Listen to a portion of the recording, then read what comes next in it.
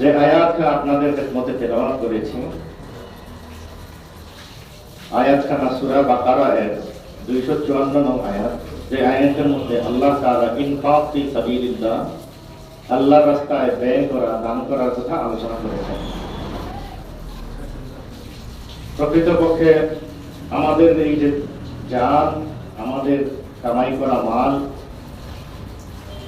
যত কিছু আমরা পেয়েছি আল্লাহ তাআলার নিয়ামত, এসব কিছু আল্লাহরই দান।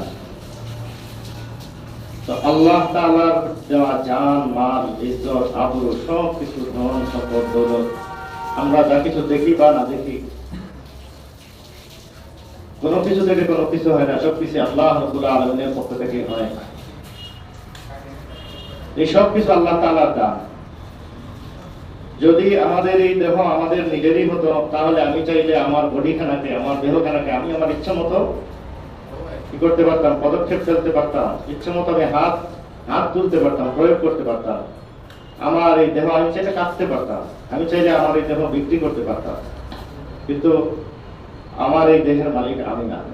এটা আল্লাহ তাআলা বহু জায়গায় বলেছেন যে আমার পা থেকে মাথা পর্যন্ত পুরো শরীর আমার পক্ষে অথবা আমার বিপক্ষে সাক্ষী দেবে। সূরা ইয়াসিনের মধ্যে আছে, আল ইয়াউমা নাখতিমু আলা আফওয়াহিহিম ওয়া তুকাল্লিমুনা আইদিহিম ওয়া তাশহাদু আরজুলুহুম বিমা কানু ইয়ামালুন। যে বান্দা কথা বলার যে শক্তি, বাক শক্তি, জবানকে বন্ধ করে দিয়ে হাত আর পাকে কথা বলার ক্ষমতা দিয়ে দিবেন, তখন হাত পা আমাদের পক্ষে সাক্ষী দেবে যে এই হাতের দ্বারা তসবিহ পাঠ করা হয়েছিল, গুনে গুনে, এই হাতের দ্বারা কালাম পড়া হয়েছিল, এই হাতের দ্বারা সদকা করা হয়েছিল, এই হাতের দ্বারা মুসাফা করা হয়েছিল, এতিমের গায়ে হাত বোলানো হয়েছিল, এই হাত নামাজে তাকবীরে উলায় ব্যবহার হয়েছিল। এই অঙ্গ প্রত্যঙ্গগুলো সাক্ষী দেবে আমাদের পক্ষে।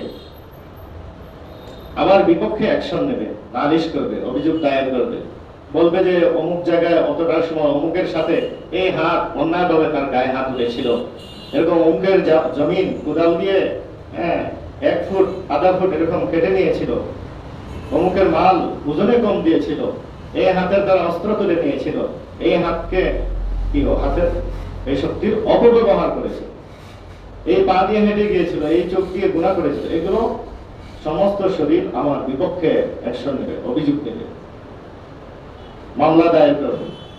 তো আমার বিচার হবে, আমার সাক্ষী কে হবে? মামলা দায়ের করলে তো সাক্ষী লাগে।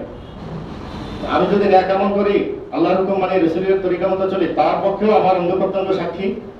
আমি যদি গুনাহ করি, আল্লাহর নাফরমানি করি, রাসূলের যে তরিকা যদি অমান্য করি, আমি অবজ্ঞা করি, তাহলে এই যে আমি গুনাহ কাজ করলাম, আমার আপাদমস্তকের প্রত্যেকটা অঙ্গ প্রত্যঙ্গ আমার বিরুদ্ধে নালিশ করে। এই দেহ আমার না, জান আমার না।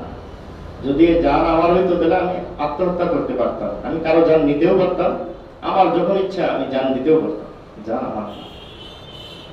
আল্লাহ, এক ব্যক্তি 1 কোটি টাকা নিয়ে ব্যবসায় নামছে, তো লাভবান হয়েছে, 1.5 কোটি 2 কোটি হয়েছে।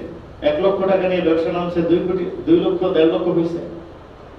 আবার এক ব্যক্তি 1 কোটি 1 লক্ষ এরকম টাকা নিয়ে ব্যবসা নামার পরে ধস খেয়েছে, তো জিরো হয়ে গেছে। তো এই সম্পদ, এই টাকা ওই ব্যক্তির যদি হইতো, আর তার যদি সম্পূর্ণ নিয়ন্ত্রণ তার হাতে থাকতো, তাহলে সে চাইলে সব লাভবান হইতো। লস হওয়ার তো কেউ রাজি না, লস হইতে তো কেউ রাজি হয় না। আমার সম্পদ যদি আমার হইতো, তাইলে আমি আমার এই সম্পদকে আমি মন চাইছে আমি সবগুলো সাগরে ফেলে দিতে পারতাম। আমি চাইলে সমস্ত বাজারের সম্পদ একা খরিদ করে জমা করে রাখতে পারবো, কাউকে আর দেব না। আমি আমার উচ্চ দর মূল্য যখন বেশি হবে, অথবা আমি নিজে মূল্য বাড়িয়ে আমার ইচ্ছা মতো আমি বিক্রি করতে পারবো। যেহেতু সম্পদটা আমার না, এই জন্য আমি এটা করতে পারি না। 1 থালা ভাত, 1 প্লেট ভাত নিয়েছি, যেহেতু এই খাবারটা আমার না, আল্লাহ তাআলার দেওয়া, এজন্য আমি চাইলে এই খাবারের ভাত অপচয় করতে পারি না। বরঞ্চ আমি যদি কিছু ভাত খেয়ে ফেলে দেই আর এটাকে ভালো জায়গায় ব্যবহার না করি, অপব্যবহার করি, আল্লাহ তাআলার নাশুকরি হবে, আল্লাহ তাআলা নিয়ামত ছিনিয়ে নেবেন। লাইন শাকারতুম লাযীদান্নাকুম ওয়া লাইন কাফারতুম ইন্না আযাবী লাশাদীদ। যদি নিয়ামতের শুকরিয়া আদায় করে আল্লাহ তাআলা নিয়ামত বাড়িয়ে দিবেন, আর নাশুকরি করলে, অবজ্ঞা করলে, অপব্যবহার করলে আল্লাহ তাআলা এটা ছিনিয়ে নেবেন আর কঠোর আযাবের মধ্যে গ্রেফতার করবেন।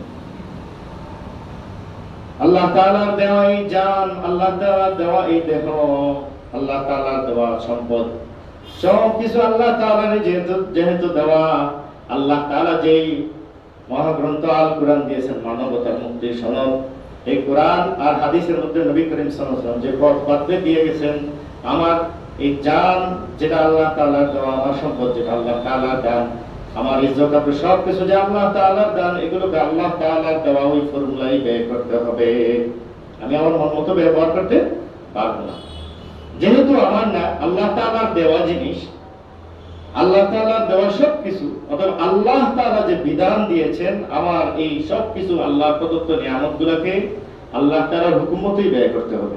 আমি আমার ইচ্ছা মতো মন গড়া মতো ব্যয় করতে পারবো না। মনে কষ্ট লাগছে, দুঃখ লাগছে, তাই হাত কেটে ফেলতে পারবো? পারবো না। কারো হাত কাটতে পারবো না, নিজের হাতও কাটতে পারবো না, এটা তো আমার না। আল্লাহ তাহলে আল্লাহ তাআলার দেওয়া এই সব কিছুকে আল্লাহ তাআলার তরিকা মতো যদি ব্যবহার করি, তাহলেই শুকরিয়া আদায় করলাম, আর আল্লাহ তাআলা নিয়ামত বাড়িয়ে দেবেন।